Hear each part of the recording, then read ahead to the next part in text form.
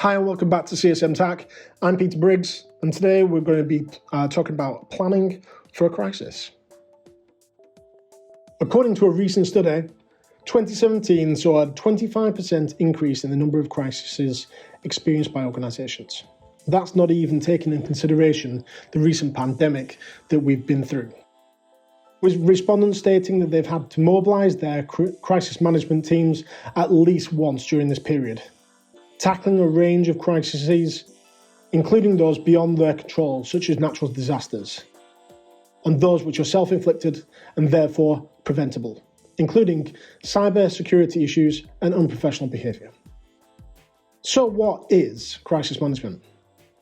Well, it's a process for dealing with a crisis that threatens to harm people or property, interrupts business, damages the organisation's reputation, and negatively affects its finances in an attempt to limit the impact of the often unforeseen problem. However, as the author Micah Stelzner says, if you're planning for a crisis when you're in the middle of it, it's too late.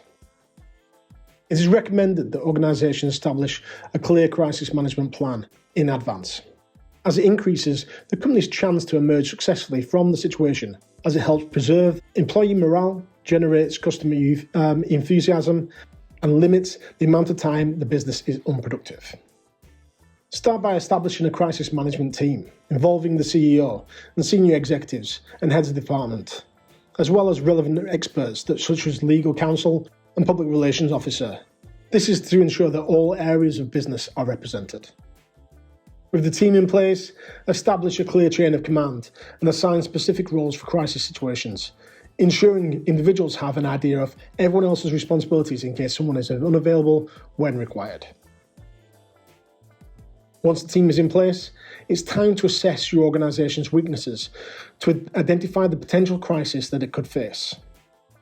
It is a good idea to define what is essential to your organisation's operational objectives first, and then to hold a group discussion to reveal anything that has potential to harm those aims. For some weaknesses, a simple modification to existing processes might be enough to minimise the risk. But for others, a more comprehensive plan is required, featuring their organisation's emergency communication options as well as internal management processes, such as listing available resources so they can be quickly applied to relevant areas during a crisis. And don't forget to train your employees, as it holds the key to success of the plan. Run simulations to ensure that you feel more confident about the situations that you could face, as each crisis is completely unique. These tests can help individuals understand how they react under pressure, and meaning they're better able to think clearly during the real situation. So what happens when a crisis happens? Well, a crisis occurs and your plan will be put into action. Your employees split into two groups, those tasked with resolving the problem and those responsible for both the internal and external communications. For those resolving the problem, start by identifying the issue by sending someone reliable to the scene, if it's safe to do so, of course, in order to establish exactly what's happened, before working to contain the problem and coming up with a clear solution that will permanently fix the problem, so customers and suppliers are reassured. The crisis communication group should be prepared for the unexpected by selecting a spokesperson to be the face of the organisation during this crisis in advance, choosing someone who's comfortable with both on-camera interviews and written statements. This may be that the organisation's CEO or someone who's more confident working in public relations. Update key stakeholders, including employees, early and often, striving to be open and honest about the situation, regardless of whether the form of communication is in a statement, an interview, or a tweet,